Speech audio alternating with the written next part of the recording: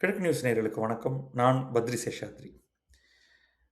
அ ஒரு இந்த இந்திய தேர்தல்கள்லாம் ஒரு பக்கம் நடந்து கொண்டிருக்கும்போது, மாநில தேர்தல்லாம், ஒரு வருத்தமான விஷயம் வந்து ஈரான் பகுதியில பதற்றம் மீண்டும் அதிகமாகிவிட்டது.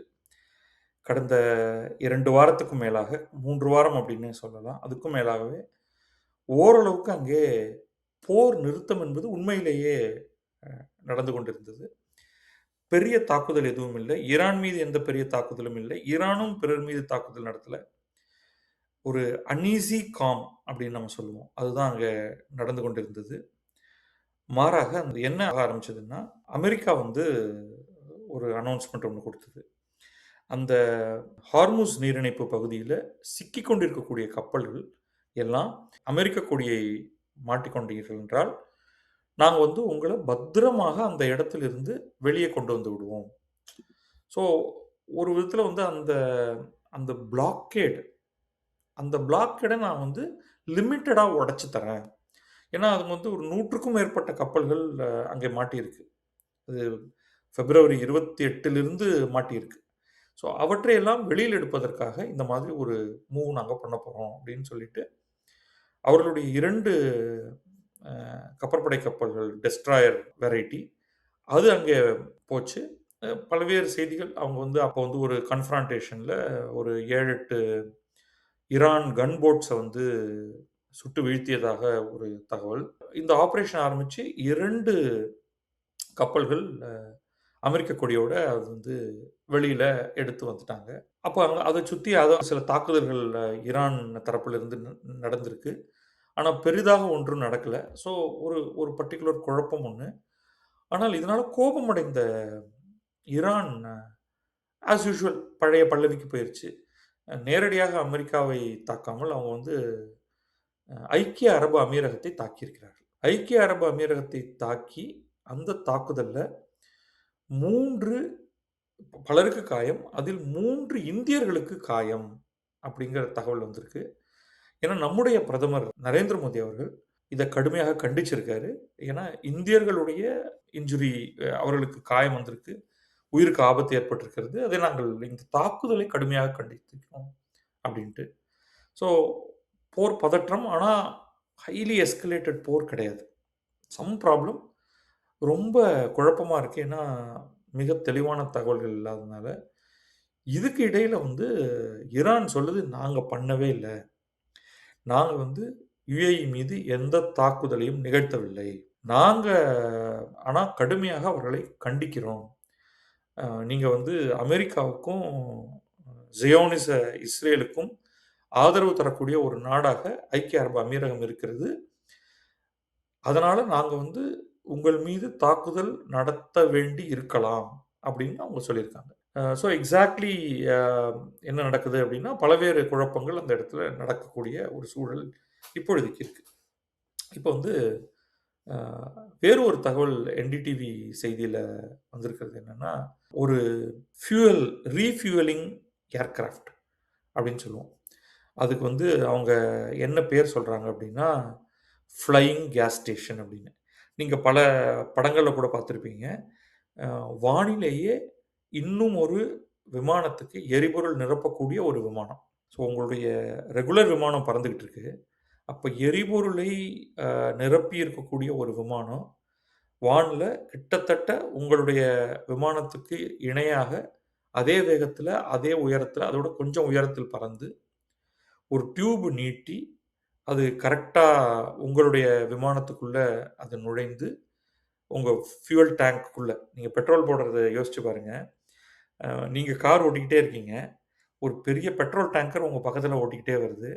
நீங்க உங்க கார்லேருந்து ஒரு பட்டன அழுத்தி, அ உங்க உங்களுடைய ஃபியூயல் டேங்க் மேல இருக்கிற மூடிய நீங்க வந்து டக்குனு ஓப்பன் பண்றீங்க. அந்த மாரி டிசைன் பண்ணியிருக்கணும். அதாவது இங்க வந்து எப்படின்னா, நம்ம பொதுவா கார்ல நம்ம ஒரு பட்டன பிரஸ் பண்ணும்பொழுது, அது லூஸ் ஆகும்.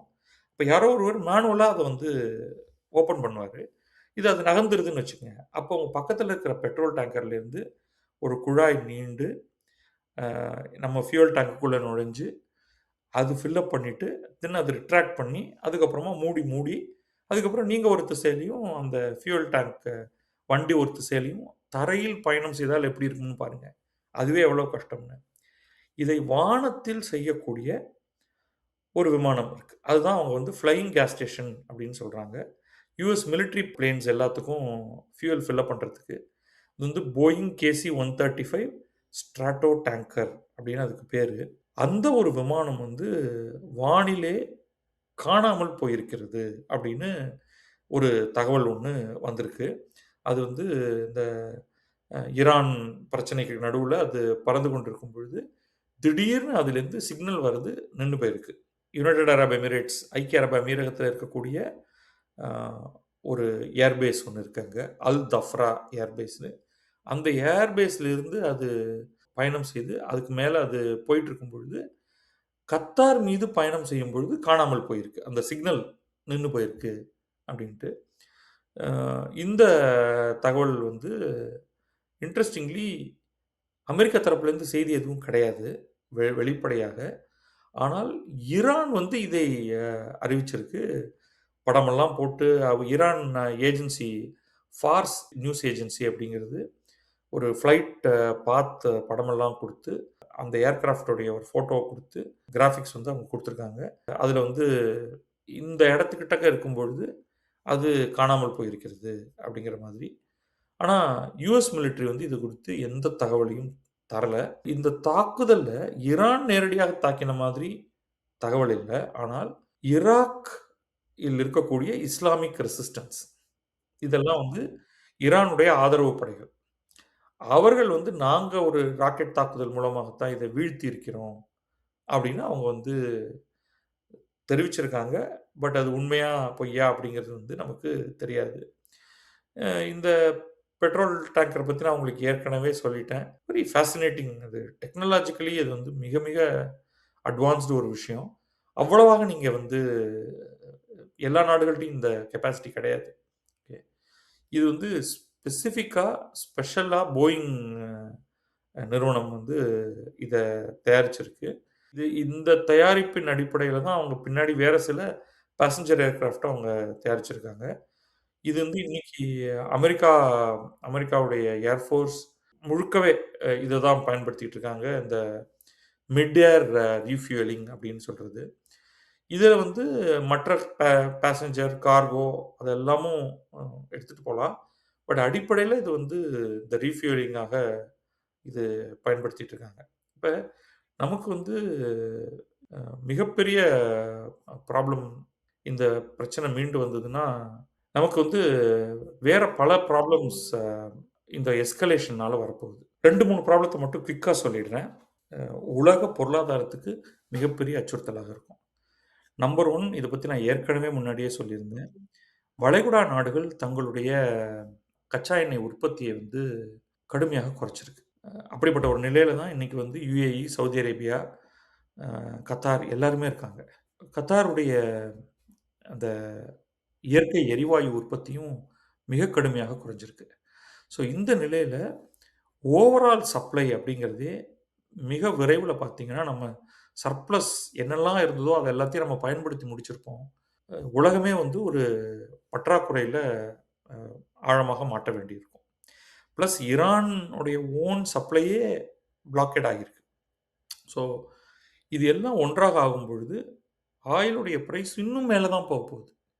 இப்பவே அது அதோடைய போர் தொடங்குவதற்கு முன்னாடி சுமார் $70 ஒரு பேரல் 70லிருந்து $80க்குள்ள இருந்த கச்சா எண்ணெயுடைய ஒரு பீப்பாய் விலை, இன்றைக்கு 120க்கு மேல போயிருச்சு.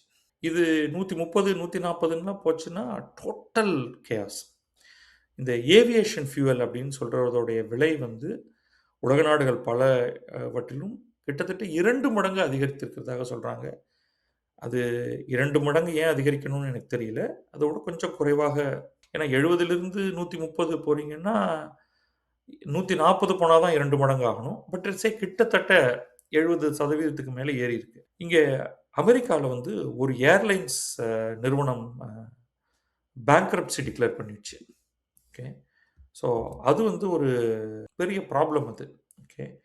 ஏன் வந்து அது பேங்க்ரப்ட்சி டிக்ளேர் பண்ணுதுன்னா, அ உங்களுக்கு வந்து மார்ஜின் இல்ல. உங்களுடைய மிகப்பெரிய எக்ஸ்பென்ஸ்ன்னு பார்த்தீங்கன்னா, ஏர்கிராஃப்ட்ட பராமரிக்கிறதும், அதுக்கு ஃபியூயல் போட்டு அத ஒரு இடத்துலேருந்து இன்னொரு இடத்துக்கு ஓட்டுறதும் தான். அப்ப அந்த ஸ்பிரிட் ஏர்லைன்ஸ் அப்படிங்கிறது வந்து கம்ப்ளீட்டா தன்னுடைய பேங்க்ரப்சி சொல்லிருச்சு. அது வந்து அது ஏற்கனவே வந்து பேங்க்ரப்சிய 2024லயே சொல்லியிருந்தது. எங்களால வந்து மேற்கொண்டு இத நடத்த முடியாதுன்னு. அதுக்கப்புறம் அது வந்து இன்னொரு லோ காஸ்ட் கேரியரோட மெர்ஜ் பண்ணலாம் அப்படிங்கிற மாதிரியான ஒரு ப்ரொபோசல் இருந்தது.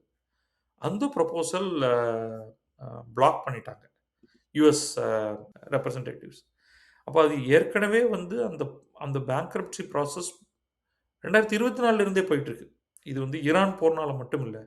ஆனா, அப்படியே அவங்க ஓட்டிக்கிட்டு இருந்தாங்க. கொஞ்சம் லாஸஸ் எல்லாம் சஃபர் பண்ணிட்டு. இப்ப ஜஸ்ட்டு திடீர்னு ஒரு நாள்லேருந்து அவ்வளோதான்.